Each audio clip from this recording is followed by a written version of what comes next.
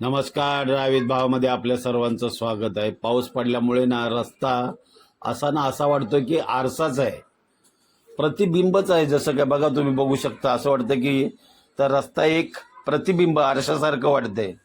आणि थोडंसं ऊन पडल्यामुळे डोंगर जे आहे ना तो सोनेरी सारखा वाटतोय. आपल्याला वेळ जर मिळाला ओव्हरटेकिंगला तरच आपण गाडी ओव्हरटेक करतो. गाडीचा वेग आपला कायम मर्यादितच असतो.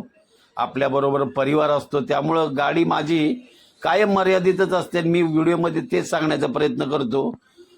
जर परिवार जर असेल तर गाडी आपली कमीत कमी तिचा वेग असायला हवा. आणि आपल्या महाराष्ट्राची आन बान शान म्हणजे लालपरी महामंडळाची ज्यावेळेला रोड घाटामध्ये ज्यावेळेला वळणदार रस्ता असो, सौंदर्य अक्षरशः खुलून दिसतं. हा किती सौंदर्य अप्रतिम वाटतंय. आणि इथेच तुम्हाला भक्तगण सुद्धा चालताना मिळतील. साईची पालखी पुढे जाताना तुम्हाला दिसेल.